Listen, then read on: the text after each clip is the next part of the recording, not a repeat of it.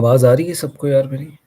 बस 2-4 मिनट और वेट करेंगे फिर मैं पहले थोड़ा-सा इंट्रोडक्शन दे दूँगा जो आज हम टॉपिक्स डिस्कस करेंगे फॉर सिचुएशन ऑफ पीएसएक्स और लिटिल बिट आप कह लें कि स्टॉक मार्केट और क्रिप्टो मार्केट। फॉरेक्स अभी मैं फ़िलहाल ज़्यादा डिस्कस नहीं करता, लेकिन क्योंकि बहुत वॉलेटाइल है और उसके लिए अ, बहुत ज़्यादा फंड रिक्वायर्ड होते हैं, तो ज़्यादातर मैं ये दोनों मार्केट्स की बात करता हूँ। अभी बस 5 मिनट और दे दें, अगर कोई और दोस्त आना चाहे तो फिर इंशाल्लाह हम इसको लाइव कर देंगे। ठीक है यार, हम शुरू करते हैं, फिर आहिस्ता-आहिस्ता दोस्त आते रहेंगे तो कोई बात रिपीट हो जाएगी तो उसको रिपीट कर लेंगे।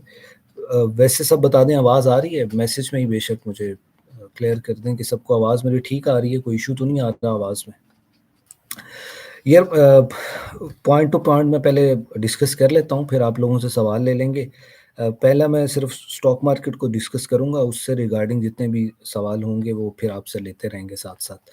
अ, अब ये सेशन में सिर्फ हम आपके जो सवाल होंगे वो आप बाद में ही पूछिएगा जब मैं इस पे बात कर लूँ। 2-3 चीज़ें मैं समझाऊँगा, ज़्यादा लंबी तमहीद नहीं बाँधूँगा। सबसे पहले स्टॉक मार्केट इस वक़्त करंट सिचुएशन क्या है? जो हमारे ग्रुप्स मेंबर्स हैं या जो मेरे साथ काम करते हैं, जिनके अकाउंट्स मेरे साथ हैं, हम उनको गाहे-बगाहे तो आगाह करते रहते हैं। मैंने तकरीबन 2 महीने पहले बताया था, जब पहली दफ़ा 1,70,000 से मार्केट कोई 15-20 या महीना पहले रिवर्ट होना शुरू हुई, तो मैंने कहा अभी ये रिवर्शन नहीं हुई। अभी तो अगर आपका इंडेक्स बढ़ता भी है ना, तो आपके शेयर्स प्राइस के रेट नहीं बढ़ रहे। ये सिर्फ़ होता है कि गवर्नमेंट की एक स्ट्रैटेजी होती है कि भई ये इंडेक्स दिखा दो बढ़ा हुआ, लेकिन वो स्टॉक बढ़े हुए नहीं दिखा सकते, क्योंकि स्टॉक सिर्फ़ तभी बढ़ेंगे जब पैसे उसमें आएँगे। तो ज़्यादातर जो पैसा है वो म्यूचुअल फंड, जब हमारी मार्केट का एक ही सबसे बड़ा प्लेयर है और वो म्यूचुअल फंड है। जब वो म्यूचुअल फंड नहीं आता ना, जब वो पैसा निकालता है बाहर, तो फिर हमारी मार्केट गिरना शुरू हो जाती है। क्योंकि हमारे पास जो दूसरा बड़ा फंड था वो था फॉरेन कॉर्पोरेट्स, और फॉरेन कॉर्पोरेट्स तो पिछले 6 महीनों से सिर्फ़ सेलिंग पर ही हैं, वो बाइंग पे आ ही नहीं रहे। अब आके मैंने पिछले 2 दिन में देखा है कि उन्होंने थोड़ा-थोड़ा सा माल जो है वो बैंकों का जमा करना शुरू किया है। हमारी मार्केट है अनस्टेबल। जबकि गोरों की जो मार्केट्स हैं, जैसे अमेरिका की, कनाडा की, ऑस्ट्रेलिया की, ये सारी स्टेबल मार्केट है। तो उनके लिए 2, 4, 5% का रिटर्न बहुत बड़ा रिटर्न होता है। जबकि हमारे लिए ये रिटर्न बहुत छोटा रिटर्न है, क्योंकि हमारी अनस्टेबल मार्केट है ना, तो हमें 2 साल तो रिटर्न ही नहीं मिलता। फिर जब रिटर्न मिलता है तो 20-20, 30-30, 40-40, 50-50% मिलना शुरू हो जाता है। तो हमारे लोग फ़ौरन-फ़ौरन भागे आ जाते हैं कि जैसे स्टॉक मार्केट का कोई खज़ाना निकल आया है। तो वो हमारे लिए वो फिर गोरे को ये चीज़ पसंद नहीं है। तो गोरा बड़ा सोच समझ के पैसा लगाता है और वो इन्वेस्टमेंट के माइंडसेट से लगाता है, उसको ट्रेडिंग से इतना ज़्यादा फ़र्क नहीं पड़ता। ट्रेडर तो हम ही आजकल जो थोड़ा बहुत अब करने की कोशिश करते हैं। मैंने जो सिंपल सा आइडिया दिया है कि स्टॉक मार्केट में जो 3 महीने पैसा लगाएगा, नवंबर, दिसंबर, जनवरी, इन 3 महीनों में जो पैसा लगाएगा, वो फरवरी, मार्च, अप्रैल में अपना पैसा यहाँ से कम भी 20-20, 30-30% का रिटर्न लेके निकलेगा, अगर वो निकलना चाहता है। यानी कि एक सीज़न होता है ना, ईद आती है, फिर कोई ऐसा त्योहार आता है हमारा जिसमें हम पैसे लगाते हैं। जैसे अब आपने देखा होगा कि ईद आती है तो लोग स्टॉल लगाते हैं ईद से रिलेटेड, तो वो सीज़न लगाते हैं। ऐसे बकरों का सीज़न आता है, बड़ी ईद का सीज़न आता है हमारा, तो वो फिर लोग वो बेचना शुरू कर देते हैं। स्टॉक मार्केट में 3 महीने इन्वेस्टमेंट के हैं। इसमें बड़ा इवेंट जो है वो क्रिसमस का है। जब गोरा यहाँ से निकल जाएगा तो वो पैसा अपना पार्क करके निकलता है, ताकि वो जो उसने खर्चे दिसंबर में करने हैं उसको वो जनवरी-फरवरी में कैश आउट करेगा।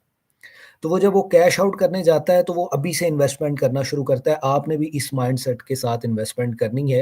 अल्लाह आपको ट्रेडिंग के मौके देता रहे, ऊपर नीचे जाती रही ट्रेडिंग होती रहे, तो वो तो हम स्कैल्पिंग करते हैं। मैं ट्रेडिंग के हक में नहीं होता, मैं स्कैल्पिंग के हक में होता हूँ। अब ये स्कैल्पिंग भी मैं इस पे अलहदा वीडियोज़ भी बना रहा हूँ कि किस तरह लोगों को समझाया कि स्कैल्पिंग क्या माइंडसेट है। अब इससे थोड़ा-सा हम आगे चले जाएँ, सिर्फ़ थोड़ा-सा, ज़्यादा ज़्यादा बात नहीं मैं करूँगा, तो कि किस तरीके से हम इस चीज़ को जाके एस्टेब्लिश कर सकते हैं कि आप स्कैल्पिंग भी करें, शॉर्ट सेलिंग भी करें। शॉर्ट सेलिंग 2 तरह की है, एक फ्यूचर की है और एक नॉर्मल शॉर्ट सेलिंग है। नॉर्मल शॉर्ट सेलिंग इस तरह होती है कि आपने एक शेयर प्राइस ऊपर बेचा, जैसे ही आपने बेचा वो नीचे गिर गया। ₹100 का बेचा और वो ₹90 के लोअर लॉक पे आ गया। जब वो लोअर लॉक पर आ गया है ना ₹90 के, तो फिर आपने उसी वक़्त सेल किया तो वो शॉर्ट सेलिंग है, क्योंकि आपकी पुरानी पोज़ीशन बरकरार रहेगी ब्रोकर, किसी भी ब्रोकर के पास। जबकि वो उस दिन का जो 10,000 का प्रॉफ़िट होगा वो आपके बैंक में क्रेडिट हो जाएगा, उसपे वन टाइम कमीशन लगेगा फॉर सेलिंग, बाइंग पे कोई कमीशन नहीं है। जो एक ही दिन में चीज़ लेके आपने एक ही दिन में बेच दी। ये सिंपल सा रूल मैंने शॉर्ट सेलिंग स्कैल्पिंग क्या है? स्कैल्पिंग क्या आप कैंडल टू कैंडल चलते हैं। कैंडल टू कैंडल क्या है कि आपने नीचे से चीज़ पकड़ी किसी भी सपोर्ट से और आपने देखा कि इसकी शॉर्ट टाइम फ्रेम पे 15 मिनट पे कहाँ पे इसका रेजिस्टेंस बन रहा है, फिर आधे घंटे पे कहाँ पे रेजिस्टेंस बन रहा है, फिर 1 घंटे पे रेजिस्टेंस जो कैंडल पे आता है मैं थोड़ा-थोड़ा उसको दिखा भी देता हूँ। ज़रा इसमें क्रिप्टो की एग्ज़ाम्पल लेता हूँ क्योंकि हमारे पास ज़्यादा अच्छी एग्ज़ाम्पल मेरे पास क्रिप्टो की निकलती है। तो मैं उसमें थोड़ा-सा आपको दिखाता हूँ। ये थोड़ी-सी एग्ज़ाम्पल है लाइक स्कैल्पिंग के लिहाज़ से कि आपने स्कैल्पिंग कैसे करनी है। ये एक मैंने चार्ट खोला 15 मिनट का। 15 मिनट पे ये मेरी सपोर्ट बनती है, मैं यहाँ से पकड़ता हूँ चीज़ को, क्योंकि ये बार-बार सपोर्ट निकलती है। आप यहाँ पे आ जाइए ये वाली सपोर्ट पे और आप ये वाली कैंडल पे जाके बार-बार उसको सेल आउट कर देते हैं। बार-बार यहाँ पे सेल आउट करते हैं, बार-बार चीज़ को सेल आउट करते हैं। ये आपकी स्कैल्पिंग होती है। इसमें आपको हर वक़्त स्क्रीन के आगे इंटैक्ट रहना पड़ता है। जब आप यहाँ से चीज़ पकड़ेंगे सपोर्ट वाले लेवल पे और यहाँ पे जाके बेच देंगे। शॉर्ट टाइम फ्रेम पे आप प्रॉफिट टेकिंग करना शुरू कर देंगे। ये 15 मिनट का है। अब अगर आप 1 घंटे पे आएँगे, तो 1 घंटे की भी अगर हम कैंडल डिस्कस करना शुरू करें। ये ओपन हो जाए 1 मिनट।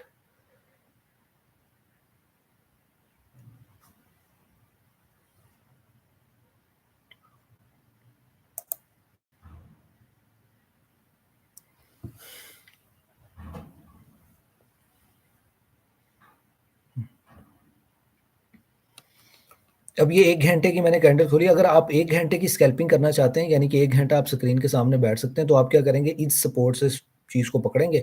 यहाँ पे आपको देख रहे हैं कि बार-बार ये 5 के करीब जाता है, 4 3.5 के करीब, तो बार-बार सेलिंग आ जाती है, विक्स बनना शुरू। तो ये इसका रेजिस्टेंस पॉइंट है, यहाँ पे सेलिंग। यही आप स्टॉक मार्केट में करेंगे और यही आप यहाँ पे आके करेंगे। दोनों चीज़ों में एक चीज़ आप क्लियर कर लें कि हर जगह पे आपकी यही चीज़ चलेगी। आप सिंपल सा एक चीज़ ज़हन में रख लें भई, ट्रेडिंग से अगर आज के दौर में अगर आपको आपका 5 साल का टारगेट मैं 5 साल के लिए इन्वेस्टमेंट करने आया हूँ, 10 साल के लिए करने आया हूँ और अगर वो आपको टारगेट 1 साल में मिल जाए, 6 महीने में मिल जाए तो इससे अच्छी कोई बात है? लेकिन हमारा वही जी मैं 20 साल की 20 मिनट का नहीं अगले पता 20 मिनट बाद क्या होगा हमारे साथ। दुनिया में भी होंगे कि नहीं होंगे। 20 साल की जी प्लानिंग करनी है। 20 साल का अब दौर खत्म हो गया भाई, अब इतनी उम्रें नहीं है। तो आपने टाइम टू टाइम चलना है।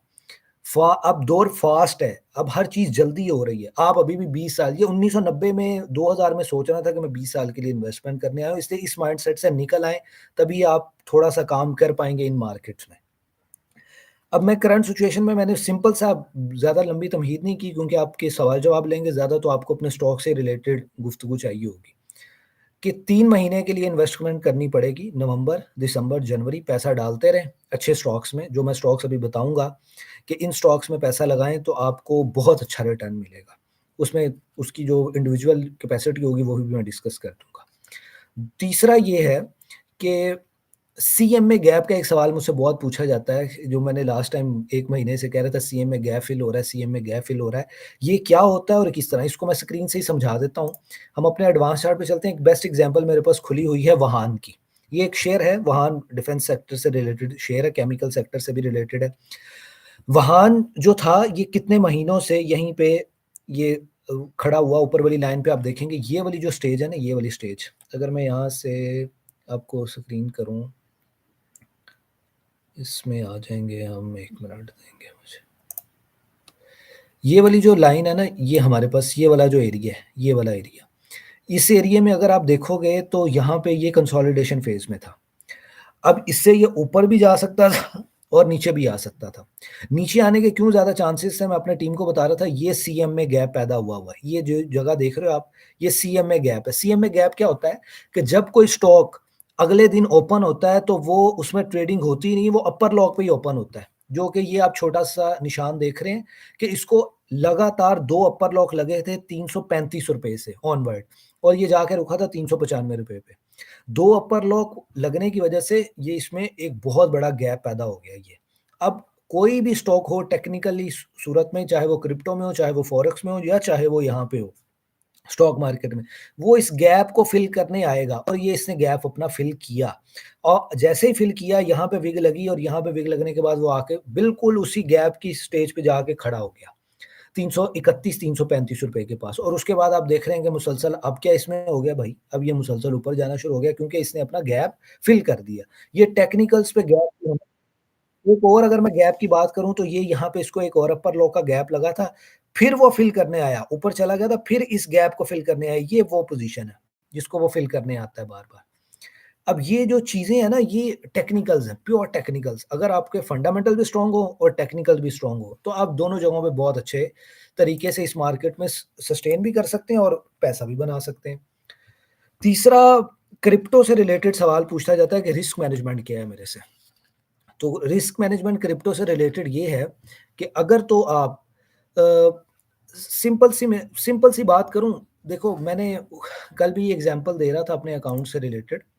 अ, अभी मेरा चल रहा है तकरीबन लॉस इसमें,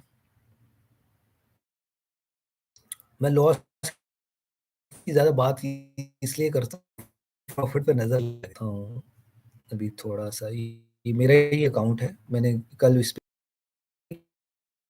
किसी ने वीडियो देखी है क्रिप्टो से रिलेटेड, तो मैं उनको दिखाता हूँ। कल मैं 2 सेकंड लगेंगे। अब मैंने कल का जो पीएनएल शो किया था ना, वो $8 थे यहाँ, अगर किसी ने देखे, अब देखो 1/11 पे मेरे $26 बन गए। ओवरऑल पोर्टफोलियो लॉस में ही है और आज के दिन, संडे के दिन, अभी तक मेरे, अभी क्या टाइम हो रहा है? 4 बज रहे हैं और अभी तक मैंने कोई ट्रेडिंग नहीं की थी, क्योंकि सुबह से मैं यूट्यूब की वीडियोज़ की तैयारी कर रहा था, ये इस चीज़ की रिसर्च की तैयारी कर रहा था, तब भी मैंने $16-17 बुक कर लिए हुए हैं। तो ये आपकी रिस्क मैनेजमेंट होती है। अब क्या है कि मुझे इस लॉस से फ़र्क ही नहीं पड़ता भाई, ये जितना मर्ज़ी हो, क्योंकि मेरी आप लिक्विडेशंस देखोगे, या तो वो ज़ीरो हैं या बहुत दूर हैं स्टॉक वाइज़, और मैं प्रॉफ़िट टेक अभी भी सब लॉस में चल रही हैं। लेकिन जहाँ पे प्रॉफ़िट होता है, मैं वहाँ पे प्रॉफ़िट बुक करके बड़ा रिस्क कैलकुलेट करके, देखो ये चीज़ को याद रखो, रिस्क कैलकुलेट। क्रिप्टो की सिर्फ़ एक कहानी है, अल्लाह ताला ने आपको पैसे कम दिए हुए हैं, लेकिन दिमाग बहुत वसी दिया हुआ है। अगर आपने दिमाग का इस्तेमाल करेंगे, तो आपके पैसे बहुत अच्छे बनेंगे। ये क्रिप्टो में सिर्फ एक चीज़ याद रख लो, रिस्क, कोई आपको अपना पीएनएल नहीं दिखाएगा, कोई अपना अपना अकाउंट खोल के नहीं दिखाएगा। क्यों दिखाएगा भाई? करते ही नहीं ट्रेडिंग, सिर्फ साले सारे कोर्स बेचते हैं और कोर्स ही बेचेंगे, सिर्फ उसी से पैसा बनाते हैं। लेकिन मेरा कोई कोर्स नहीं है, ना मैं कोर्स बेचता हूँ, ना इसके, और मैं इसके बहुत सख्त अगेंस्ट हूँ कि पहले ही हमारे लोगों को पूरी-सूरी नॉलेज है और आप उनको इस चीज़ में ला के खड़ा कर दें कि यार अब मेरा कोर्स खरीद लो। 10,000, 20,000, $200, $800 का मेरा कोर्स खरीदो। जब ये काम हम खुद कर, मैंने तो कोई कोर्स नहीं लिया, या मैं किसी को रिकमेंड नहीं करता कि वो कोर्स ले या इस चीज़ पर काम करे। तो मैं इस चीज़ के सख्त खिलाफ हूँ कि अगर आप कोर्स लेंगे या इस चीज़ पे काम करेंगे, जी, जी, इसको अपलोड करेंगे, इस पूरे के पूरे में जो ये सेंटर है, इसको मैं अपलोड करूँगा। आखिरी ये फॉरेक्स से रिलेटेड मैं सबको मशवरा ये दूँगा, क्योंकि ये बहुत पूछा जाता है आजकल, गोल्ड को देख के, क्रूड ऑयल को देख, गोल्ड का ही ज़्यादा नाम लिया जाता है, कि फॉरेक्स की मार्केट से दूर रहें। जब तक आपके पास कोई स्टेबल इनकम का सोर्स ना बन जाए, जैसे लाइक स्टॉक मार्केट, और स्टॉक मार्केट के अंदर अगर आपको डिविडेंड लेने का तरीका आ जाए स्विच एंड स्वाइप के तरीके से, तो फिर तो आप बिल्कुल ठीक हो, फॉरेक्स कर लो, क्योंकि वहाँ पैसे ही ज़ाया करनी है, लाइक क्रिप्टो। लेकिन स्टॉक मार्केट में पहले इन्वेस्ट करो, वहीं उसी को सीखो, उस काम को सीखते जाओ और उसको करते जाओ, तो इंशाल्लाह बहुत अच्छे पैसे बनाओगे। अब किसी का कोई सवाल वगैरह हो, तो वो मुझसे पूछ सकता है। 3 महीने के लिए स्टॉक मार्केट में इन्वेस्ट करना पड़ेगा, रिटर्न्स उसके उससे लेने की कोशिश ना करें, ना सोचें कि आपको कोई रिटर्न मिलेगा। मिल जाए तो बहुत अच्छी बात है भाई, क्या पता कल ही अपर लॉक लगने शुरू हो जाएँ, इंडेक्स को हॉल लगना शुरू हो जाए। तो लेकिन 3 महीनों के लिए इन्वेस्टमेंट किन-किन सेक्टर में करनी है? बैंकिंग सेक्टर में, जो शरिया में करते हैं वो Faysal bank, Meezan bank, bank Islami में चले जाएँ। जो शरिया में नहीं करते, दूसरों में करते हैं, तो वो एमसीबी, यूबीएल, इन सब में चले जाएँ। और जो इसके अलावा करते हैं, मिसाल के तौर पे फर्टिलाइज़र सेक्टर, ऑटो सेक्टर, इनमें इन्वेस्टमेंट करें, अच्छे पैसे बन जाएँगे सबके। बीडब्ल्यूएचएल, वहान, फैसल बैंक, ये बहुत अच्छे-अच्छे किस्म के शेयर्स हैं, ठट्टा सीमेंट वगैरह, इनमें इन्वेस्ट करें। अगर किसी का कोई सवाल है तो वो पूछ ले मुझसे। किसके क्या-क्या सवाल हैं? ये मिस्टर हाउ डिजिटल, ये क्या पूछ रहे हैं भाई, आपकी नेटवर्थ कितनी है? एस्टिमेटेड बता दें। ये मिस्टर हाउ, मेरी नेटवर्थ क्या करनी है भाई आपने? एफआईए पवानी है मैनू? मेरी नेटवर्थ होगी यार, कोई लाखों में तो होएगी, इसीलिए तो काम कर रहे हैं, हमने दोबारा किए। सिर्फ क्वेश्चन आंसर सेशन है, किसी का कोई भी सवाल है regarding stock market, like crypto वगैरह, किसी का भी किसी भी किसी किस्म का कोई इशू है, तो वो पूछ सकते हैं, अपने स्टॉक से रिलेटेड, अपने पोर्टफोलियो से रिलेटेड, वो तो मुझे मैसेज लिख दे, मैं उसका जवाब देने की कोशिश करता हूँ। अहमद भाई का है जी, डॉल 36.35 की परचेज़ है, इसका क्या करें? इसको अपने पास रखें, एवरेज कर सकते हैं तो एवरेज कर लें, एक डिविडेंड हम इसका एन्जॉय कर चुके हैं, अगला डिविडेंड इसका दिसंबर में आएगा। डोल, DOL की मैं बात कर रहा हूँ। अगला दिसंबर की जो क्लोजिंग आएगी फरवरी में या जनवरी के लास्ट में, नहीं तो मिड फरवरी में आ जाएगी। तो उसमें इंशाल्लाह डिविडेंड आएगा। अर्निंग थोड़ी-सी कम हुई है, लेकिन अगले क्वार्टर में अर्निंग इसकी बेहतर हो जाएगी। लाइव इसलिए बंद हुई कि वो नेट का इशू हमारा आ गया था, तो इसलिए अब सिर्फ़ ये क्वेश्चन आंसर के लिए लाइव सेशन किया है। जब इसको हम बाद में अपलोड करेंगे, क्योंकि बहुत सारे हमारे दोस्त मसरूफ़ हैं, तो जब वो फ्री होंगे, तो उसको हम पूरा एडिट करके इसको वो बीच में से कट लगा के इसको अपलोड कर देंगे, तो फिर आप ईज़ी तरीके से जाके इसको देख सकते हैं। BML की कैपिटल गेन के लिए। BML ठीक है, बैंक मरकरमा मेरे ख़्याल से लिमिटेड है, मैंने कभी इसमें काम नहीं किया, लेकिन इसमें कुछ पॉज़िटिव न्यूज़ आ रही हैं, तो न्यूज़ बेस चल रहा है। जब तक डिविडेंड, मैं आपको अपना बता देता हूँ, मैं ज़्यादातर जो है वो डिविडेंड बेस काम करता हूँ, उसी को लाइक करता हूँ, कैपिटल गेन बेस इतना काम नहीं करता, वो कैपिटल गेन खुद ही बन जाता है जब ऊपर जाता है। लेकिन ज़्यादातर मेरा जो माइंडसेट है वो लाइक वॉरेन बफेट की तरह का है कि वो भी डिविडेंड खाता था, तो हम भी डिविडेंड खाने की कोशिश करते हैं। हपको और मिलर ट्रैक्टर की क्या प्रोजेक्शन है बाय नेक्स्ट मंथ में? हपको इन फ्यूचर बहुत अच्छा परफॉर्म करता हुआ मन नज़र आ रहा है। उसकी बेसिक वजह मैं कुछ प्रोजेक्ट उसके बता देता हूँ। हपको को आपके लिए इन्वेस्ट, जब जब आप ये कंपनी को कंप्लीट तरीके से जानते हैं ना, फिर आपको कोई डर नहीं होता।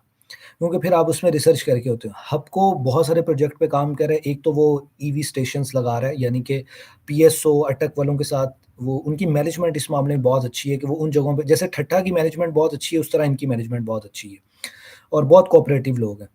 ऊपर से बीवाईडी का प्रोजेक्ट है, फिर इनकी एक पेट्रोलियम कंपनी है जिसने एग्रीमेंट किया है, जैसे फातिमा की एक पेट्रोलियम कंपनी है, ये ओजीडीसी की है, इसी तरह इनकी भी एक पेट्रोलियम की सब्सिडरी है। उसने ये जो समुंदर में अभी अमेरिकन कंपनीज़ के साथ माहदा हुआ है ना $80 करोड़ का, कि वो ये ऑफशोर करेंगे, समुंदर से तेल और गैस निकालेंगे, उसमें हपको का भी पार्ट है। हपको ने वहाँ भी इन्वेस्ट कर दिया है और अगले 2 सालों में ये पैसा इन्वेस्ट होगा और कोशिश की जाएगी कि हमारे समुंदर से तेल या गैस निकल आए। तो हबको उधर भी पार्टनर है, तो हबको के लिए बहुत अच्छी न्यूज़ है। और दूसरी सबसे बड़ी अच्छी बात ये है कि कंपनी के प्रॉफ़िट तो गिरे हैं उसकी वजह से, पावर परचेज़िंग एग्रीमेंट्स की वजह से। लेकिन कंपनी ने डिविडेंड देना बंद नहीं किया। कंपनी कंप्लीटली उसी तरह अपने पुराने तरीके से पिछले क्वार्टर में ₹10 का और अभी फिर ₹5 का डिविडेंड दे रही है कंपनी। यानी कि वो अपने शेयर होल्डर्स को, जो माइनर शेयर होल्डर्स हैं, उनको डिसअपॉइंट नहीं कर रही। उनको डिविडेंड दे रही है, क्योंकि हबको हमेशा डिविडेंड के लिए ही जाना जाता था। मिलर ट्रैक्टर को इकट्ठा करो भाई, जितना कर सकते हो करो। अगले 2-3 क्वार्टर्स में इसके रिज़ल्ट बहुत अच्छे आने वाले हैं। इसकी कुछ ये फ्लड्स की वजह से या कुछ, मैं नहीं वो कहता, एक एफबीआर का इश्यू है, ₹19 अरब का टैक्स का ज़रा मसला चल रहा है। जब वो क्लियर होगा, ये ₹1000 से ऊपर की आइटम है, ये इससे नीचे की आइटम नहीं है। मिलर ट्रैक्टर को जमा करें। मैंने भी इसका ₹45 का भी डिविडेंड लिया था अभी, और मैं उसको उस वक़्त से जमा करता आ रहा हूँ। जहाँ नीचे मिलता है जमा करता हूँ। अभी 500 के करीब है। इसको जमा करें, जितना ज़्यादा जमा कर सकते हैं। और ये आपको ₹1000 दिखाएगा ईज़िली। 1300, साढ़े ₹1300 का हाई है इसका, all time high. Double top लगना ही लगना है, ये मैंने आपको बता दिया। तो मिल्लत ट्रैक्टर बहुत सेफ है।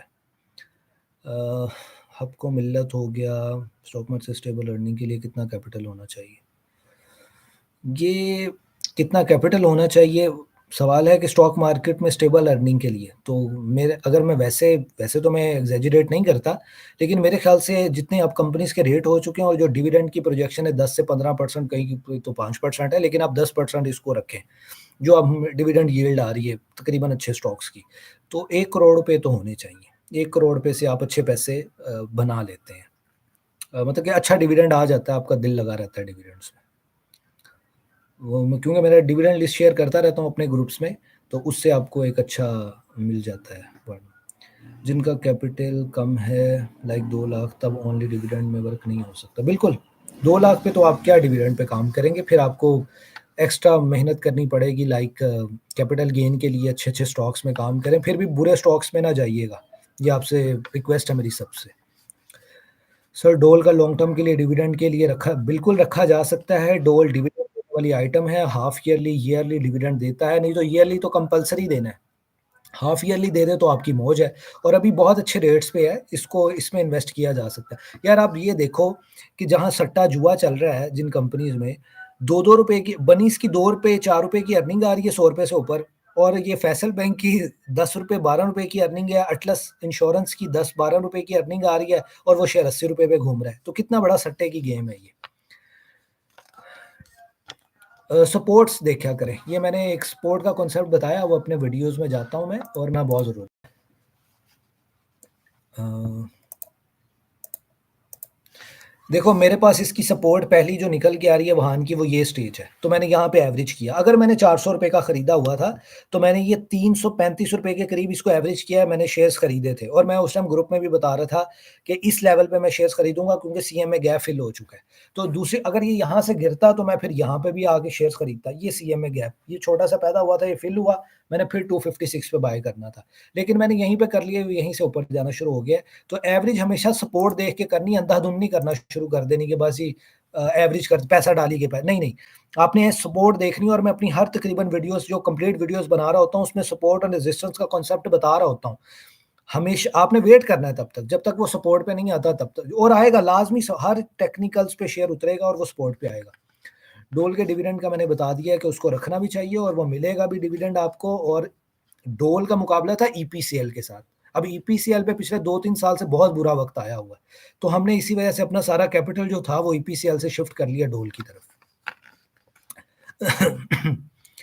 गदून टेक्सटाइल के बारे में बताएँ। ईपीएस 10-20 है जिनका आईएलपीए की ईपीएस 2 है। गदून भी अच्छी कंपनी है और आईएलपीए भी अच्छी कंपनी है, लेकिन मैं टेक्सटाइल सेक्टर में काम बिल्कुल नहीं करता क्योंकि ये भी डिविडेंड नहीं देते ज़्यादा। आईएलपीएल में शायद कभी सोचूँ ज़िंदगी में जाके कभी काम करने का, लेकिन टेक्सटाइल सेक्टर से मेरा बिल्कुल बिल्कुल भी एतमाद नहीं है। मेरा 2 सेक्टर्स पे बहुत ज़्यादा, बल्कि 3 सेक्टर्स पे बहुत ज़्यादा एतमाद है और उसी में मैं काम करता हूँ। एक बैंकिंग सेक्टर, फर्टिलाइज़र सेक्टर और ऑटो सेक्टर। इसके अलावा मैं ज़्यादा सेक्टर्स में नहीं जाता। हाँ, कुछ कंपनीज़ मैंने निकाली हुई हैं लाइक नेशनल फूड, ये मेरा फ़ेवरेट कंपनी है, माड़ी है, ओजीडीसी है, वहान है, बीडब्ल्यूएचएल है, ठट्टा है। कुछ कंपनीज़ मैंने बड़ी अच्छी-अच्छी ढूँढी हुई हैं। एयरलिंक है, एंग्रो होल्डिंग है। तो इस किस्म की जो कंपनीज़ हैं उनमें काम करेंगे। एएचएल है, सिक्योरिटीज़ में चले जाएँगे तो ब्रोकरेज हाउस में चले जाएँगे तो एएचएल है। ओह! सबसे इम्पोर्टेंट शेयर जीआरआर, मैंने कल वीडियो डाली है उसकी, ग्लोबल रेजिडेंस राइट वाले की। छोटे शेयर्स में ₹20 से नीचे ये 2 शेयर ही मेरी नज़र में है। एक एएचसीएल है, आरएफ हबीब कॉर्पोरेशन लिमिटेड और एक जीआरआर। इसके अलावा कोई शेयर नहीं। फातिमा कैसा है इन नेक्स्ट 2 इयर्स? फातिमा बहुत अच्छा है, बहुत अच्छा है। फर्टिलाइज़र सेक्टर में 3 ही जायंट है, एक एफएफसी है और एक इफट है और एक फातिमा है। इफट पे तो बहुत बुरा वक़्त है, क्यों? क्योंकि उनको ₹1600 की गैस मिलती है और एफएफसी को डायरेक्ट मारी से ₹600 की गैस मिलती है, बल्कि इस ₹560 की मिलती है और फातिमा भी समझ लें एफएफसी की बहन है। जो एफएफसी के साथ हो रहा है वही फातिमा के साथ हो रहा है, यानी कि इनको भी सस्ती गैस मिल रही है डायरेक्ट हमारी फील्ड से। जबकि इफड को बेचारों को ये इफड को तुन रहे हैं प्राइवेट ग्रुप को। और जब से उनके वो दोनों शहजादे शहज़ूदे चार्ल्स चुर्ल्स जो फ़ौत हुए हैं, ये इनके शहजाद साहब थे, एंग्रो के जो मालिक थे, जब से वो दोनों समुंदर में डूब के फ़ौत हुए हैं तब से तो एंग्रो का बेड़ा गर्क हो गया। लेकिन अभी भी ये कंपनी बहुत स्टेबल जा रही है दोनों, इफड भी और एंग्रो, क्योंकि इनके बिज़नेस बहुत डिवर्सिफ़ाई है तो कहीं न कहीं से प्रॉफ़िट आ ही जाता है। आईएनएलआई का सर क्या है फ्यूचर, कैसा शेयर है? अच्छा शेयर है यार आईएनएलआई, लेकिन मैं आईएएसएल को ज़्यादा पसंद करता हूँ, इंटरनेशनल स्टील लिमिटेड को। ये भी ठीक है, लेकिन मैं नहीं आपको रिकमेंड करूँगा कि इस शेयर में जाएँ और सीपीएचएल तो बहुत ही अच्छा है। सीपीएचएल में ही रहो भाई। फार्मा सेक्टर में अगर कोई मैं शेयर अंडर वैल्यू कहता हूँ वो सिटी फार्मा है, जो डिविडेंड भी कंसिस्टेंटली ईयरली ऑन बढ़ा रहा है और ईयरली बेसिस पे दे रहा है और आगे जाके आप जबकि आप बाकी हेलोविन को देखो, एबट को देखो, ये सर्ल को देखो, ये जितने भी दूसरी फार्मा की कंपनीज़ हैं, डिविडेंड ही नहीं देते यार। इतने-इतने पैसे कमाते हैं, डिविडेंड ही नहीं देते। सीपीएचएल ये तो है आपको डिविडेंड भी दे रहा है और अंडर 100 अभी लेके रखें इसको। बीआईपीएल को 2 और लॉयल लोग, रिज़ल्ट बहुत बुरा आया। बीआईपीएल की मैं थोड़ी-सी कहानी बता देता हूँ, आपको समझने के लिए वो ज़रूरी है। बीआईपीएल ने ना कोरोना के डेज़ में एक बैंक खरीदा, केपीके में था, कोई प्राइवेट बैंक था। उसका जितना लॉस था वो अपने सर डाल लिया। अभी वो उसको लॉस को रिकवर करने में कुछ टाइम लगेगा यार, कुछ अरसा लगेगा तो लॉस वो रिकवर हो जाएगा। तो उसकी वजह से बीआईपीएल का रिज़ल्ट पिछला फिर भी डिविडेंड थोड़ा दे दिया था, इस बार तो उन्होंने रिज़ल्ट ही बिल्कुल ही खराब कर दिया। जबकि बैंकिंग सेक्टर के रिज़ल्ट सबके अच्छे आ रहे हैं। तो इन्होंने क्यों खराब किया? वो लॉस इनका ज़रा चलता आ रहा है, तो वो लॉस रिकवर हो जाएगा, तो बीआईपीएल अच्छा हो जाएगा और अभी बहुत अच्छे रेट पे है, ₹30-31 पे खरीद लो इसको। उम जिनका कैपिटल बहुत कम है, यानी कि 200 के, उनके लिए कैपिटल गेन के लिए कुछ सट्टे वाले स्टॉक में भी काम बिल्कुल नहीं करना, नहीं तो ये 2 लाख का 1 लाख रह जाएगा। आगे जो दिन आ रहे हैं ना, बिल्कुल नहीं करना सट्टे वाले स्टॉक्स में काम। अच्छी कंपनीज़ में काम करना। मैं आपको अच्छे स्टॉक्स बता देता हूँ जो अगले कुछ दिनों में आप चलेंगे, मतलब कि जो आपको मूव देते रहते हैं, लाइक उसमें एफएफसी देख लो, इफड देख लो, उसमें आप ओजीडीसी पीपीएल देखो, एसएनजीपीएल देखो, डिविडेंड देने लगा है वो, फिर उसकी मीटिंग आ गई है। फैसल बैंक देख लो, बीओपी आजकल बहुत ज़्यादा नज़रों में है तो उसको देख लो। एकेबीएल बहुत अच्छा चल रहा है, अस्करी बैंक वगैरह, एयरलिंक बहुत अच्छा चल रहा है, डीएचपीएल ₹50 से नीचे बहुत अच्छी चॉइस है। और एक और था मेरे ख्याल से ₹50 से नीचे मेरी नज़र में।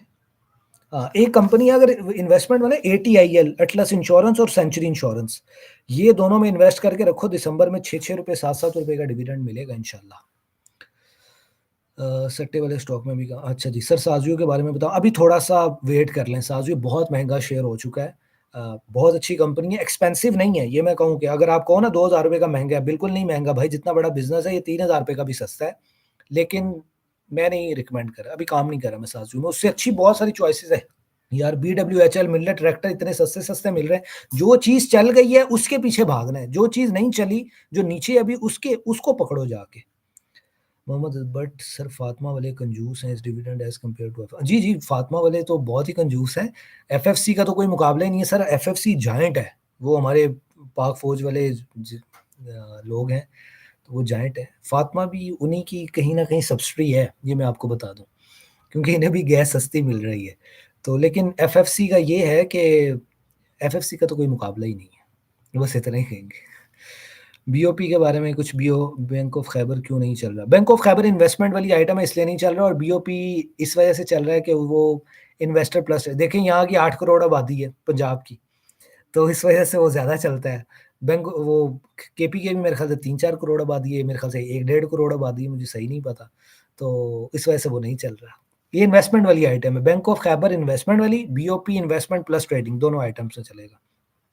2-3 सवाल और लेंगे, हम फिर इसको क्लोज़ करके अपना सेटअप लगा देंगे, अगर किसी का कोई सवाल हो वो जल्दी-जल्दी पूछ ले। कुछ मैं फिर लास्ट में फाइंडिंग दे दूँगा किन-किन स्टॉक्स में काम करें तो अच्छे स्टॉक्स वो रहेंगे। एक-एक स्टॉक का बताता जाऊँगा स्पीड में। 2 stocks in your opinion multi bagger in next 3 years. जी, मैं वो बताता हूँ जी, जो मल्टी बैगर हो सकते हैं। अब मैं कि कौन-कौन से अगले 3 महीनों के पहले स्टॉक्स बताऊँगा कि मैं किन में इन्वेस्ट कर रहा हूँ। बीडब्ल्यूएचएल, उसमें मैं इन्वेस्ट कर रहा हूँ, इकट्ठा कर रहा हूँ 180-182 के पास। वहान 350 के पास मैं इकट्ठा करता जा रहा हूँ। कोलगेट ₹1280 में मैं इकट्ठा करता जा रहा हूँ। सिटी फार्मा ₹80-82 में मैं इकट्ठा करता जा रहा हूँ। सीसैप मैं ₹100 में इकट्ठा करता जा रहा हूँ। डोल ₹33-31 में इकट्ठा करता जा रहा हूँ। और ठट्ठा सीमेंट अगर मुझे ₹80 से नीचे मिलेगा तो मैं उसको इकट्ठा करूँगा। फैसल बैंक, बैंकिंग से अगर आपने 3 महीने बाद एक अच्छा प्रॉफिट लेना है तो बैंकिंग और फर्टिलाइज़र दोनों सेक्टर्स में जितने भी शेयर्स हैं ना अच्छे-अच्छे, वो निकाल लेना। जैसे फैसल बैंक है, सुनहरी बैंक है। सुनहरी बैंक बहुत बड़ा डिविडेंड देगा। कम से कम भी मेरे ख़्याल से ₹2 का डिविडेंड आएगा दिसंबर की क्लोजिंग पे, सुनहरी बैंक। इसी वजह से आपने देखा था कि वो ₹30 से अपर लॉक लगने शुरू हुए। मैं दिखाता हूँ, वहाँ पे पैदा हुआ होगा सीएमए गैप। मैं आपको दिखा देता हूँ। एसएनबीएल, सुनहरी बैंक। ये आप देख रहे हो छोटे-छोटे से एक गैप ये पैदा हुआ है। ये अपर लॉक लगा था इसको, ठीक है? ये गैप को फिल करने फौरन स्पीड में आया यहाँ पे नीचे और अब दोबारा यहाँ से चलना शुरू हो गया। ये डिविडेंड की इससे उम्मीद थी कि डिविडेंड देगा लेकिन इसने डिविडेंड नहीं दिया। अब ये दिसंबर की क्लोजिंग पे लाज़मी आपको अच्छा खासा डिविडेंड देगा। तो सुनहरी बैंक इस वजह से चल रहा है, ₹22-23 से उठा है और अब ₹26-27 पे घूम रहा है। ₹30 से ऊपर चला गया था। इसके अलावा अलाइड बैंक जो है ना वो ₹170-80 पे बहुत अच्छा है। उसको ले डीएचपीएल ₹45 ₹44 पे बहुत अच्छा है। एक बहुत बड़ी इन्होंने इस दफ़ा डिविडेंड देना था, नहीं दिया क्योंकि इनके पास बहुत बड़ी इन्वेस्टमेंट आई है और इन्होंने बहुत अच्छी जगह पे उसको इन्वेस्ट किया है। तो डीएचपीएल को नज़र में रखना। ये एंग्रो होल्डिंग का ही पार्ट है, दाऊद हरकुलस वाला ग्रुप है एंग्रो के ही ये लोग, लेकिन इन्होंने ना डिफरेंस देख लो। एंग्रो होल्डिंग जो है ना वो इन्वेस्ट करता है सिर्फ एंग्रो की जो सब्सिडीज़ हैं, जो एंग्रो से रिलेटेड कंपनियाँ लाइक इफर्ट, लाइक एफसीईपीएल जो उनका फूड सेक्टर की ऑल पर्स वालों की जो कंपनी है। इसके अलावा मेरे ख्याल से कौन-सी कंपनी है ईपीक्वेल, एंग्रो पावर जेन कह दो। इसके अलावा बहुत सारी ऐसी कंपनीज़ हैं जैसे एंग्रो कोल है, वो जो अभी रजिस्टर्ड है। इन्होंने ग्रुप इस वाइज चेंज किया, ये किसी भी यूबीएल, एमसीबी जहां इनका दिल करता है ये वहां पे इन्वेस्ट कर देते हैं। एटीआरएल, गाल और पीपीएल। गाल का जो नया अभी फॉरेक्स 2 वाला जो जैक T9 हंटर आया है, उसकी वजह से गाल की बहुत अच्छी अर्निंग भी आ रही है और ये बहुत चलेगा, गाल बहुत अच्छा चलेगा। और पीपीएल भी बहुत अच्छा है, 180-85 पे खरीद के रखो, 200 का ब्रेकआउट है, 214-15 पे सेल करना, अभी रिसेंटली लगा के भी आया, भी मेरे ख्याल से 2-2.5 रुपए का दिया हुआ है, डिविडेंड दिया हुआ है पीपीएल ने, मेरे ख्याल से 2-2.5 रुपए का या 1.5 डिविडेंड दिया, मेरे अभी जहन में नहीं है। 10 नवंबर या 7 नवंबर को इसकी एक्स डेट है, जा सकता है। और दिसंबर में तो डिविडेंड भी मिलना है आपको, मेरे ख्याल से 1.5 रुपए 2 रुपए तक का डिविडेंड आएगा। नेक्स्ट है हमारे पास उस्मान जान सर, 1905 में साजियो लिया था, अभी भेज दूं ये लग, अभी अब रखें साजियो को रख सकते हैं, साजियो को रखना चाहिए आपको, मेरा तो यही मशवरा है। साजियो यार अब इन्वेस्टमेंट वाली आइटम होगी, अब इसमें फिलहाल अगले 2-3 साल किसने देखे हैं, तो इसलिए साजियो से ज्यादा अच्छा मेरे ख्याल से वगैरह में चले जाएं, या इनसे इनसे रेलेवेंट किसी आइटम में चले, ज्यादा बेहतर के लिए। BWHL मुझे बहुत लगता है कंपैरेटिव से किसी स्टॉक्स में जाऊं। BF एग्रो अभी बिल्कुल अच्छी रिपोर्ट नहीं है BF एग्रो की, मैं इनका प्लांट भी विजिट करने जाना था लेकिन मुझे कोई अच्छी वाइब्स नहीं नजर, तो इसलिए BF एग्रो पे अभी अच्छा नहीं है, और रिजल्ट भी कोई मेरे ख्याल से इतना खास नहीं है जिसको देख के आप ये कह सकेंगे BF एग्रो बहुत अच्छा स्टॉक है। फिलहाल BF एग्रो नहीं, इसके अलावा बहुत अच्छी कंपनीज हैं, उनमें चले जाएं तो वो ज्यादा बेहतर है। Best dividend yield in banking sector, UMCB, Faysal bank, Habib metro bank, तस्करी बैंक, और सब एक कंपनी बहुत बड़ी मिस हो गई, नेशनल बैंक ऑफ पाकिस्तान। कम से कम भी 20-25 रुपए का डिविडेंड है दिसंबर की क्लोजिंग पे, 200 रुपए 210 रुपए पे मिल रहा है, इकट्ठा करो डिविडेंड, 20 से 30 रुपए के करीब डिविडेंड आना है, और 200 रुपए का भी मिल रहा है, तो उस वक्त तक तो समझ लो चला जाएगा। अगर 205 रुपए में मिलता है, 210 रुपए में मिलता है तो ले लो। कल तो 20 रुपए का हाई लगा दिया था, मेरे पास पड़ा हुआ था, लेकिन मैं फिर लालच में आ गया तो मैंने 222 रुपए पे सारा सेल कर दिया, तो मैं दोबारा खरीदूंगा क्योंकि अभी मार्केट थोड़ा और नीचे आएगी तो मौका मिलता रहेगा। अगला सवाल है जी, 40 तक हो सकता है, बिल्कुल हो सकता है, बीओपी जा सकता है, दिसंबर तक का वेट करना पड़ेगा आपको, दिसंबर, क्योंकि इस दफा है ना लोअर लॉक लगा है, वो इस वजह से लगा है कि डिविडेंड पे आ रहे हैं। तो एक बात तो इन्होंने सच साबित कर दी कि हाँ दे दिया, नहीं तो पहले ईयरली डिविडेंड दे, हमने उछाल देखा है इसके प्राइस में भी, 15-16 रुपए से उठा और 40 रुपए पे भाग गया, अब दोबारा भी 40 रुपए पे जा सकता है, दिसंबर तक का वेट करना पड़ेगा, उससे पहले चला जाए तो आपकी मौज है। जीआरआर कंस्ट्रक्शन रिलेटेड प्रोजेक्ट है, अगर कंस्ट्रक्शन फाइनलाइज्ड कंप्लीट हो गई तो फिर क्या बनेगा इस प्रोजेक्ट का आगे? भाई इतनी कंस्ट्रक्शन है, आ रहे हैं, उनको साथ शेयर कर दूंगा कि इंटरनेशनल दुबई में भी इन्वेस्टमेंट कर रहे हैं, इंग्लैंड में भी इन्वेस्टमेंट कर रहे हैं, वहां भी कुछ बिल्डिंग्स के ऑर्डर ले रहे हैं, सऊदीया में ले रहे हैं, गल्फ में ले रहे हैं। टॉम बिल्कुल अच्छी कंपनी मेरे ख्याल से, वैसे तो अच्छी कंपनी है, मेरे ख्याल से अच्छी नहीं है, मैं टॉमसेल में काम। National bank of Pakistan, but sir government bank, who knows they will give such high dividend, क्योंकि कमाया बहुत, 30 रुपए से तो ऊपर की अर्निंग 3 क्वार्टर में जा चुकी है, तो 4 रुपए तक की अर्निंग आ जाएगी, 40-42 रुपए की, तो उसमें से आधा डिविडेंड भी दे देंगे तो क्या हर्ज जाता है, और मिलेगा। लो बैंक ऑफ पंजाब ने यार देना शुरू कर दिया, जो सूबाई बैंक है, ये तो फिर पाकिस्तान का, तो 25-30 रुपए का डिविडेंड कंपनी की तरफ बनता है, और इंशाल्लाह दिसंबर की। अब हम दिए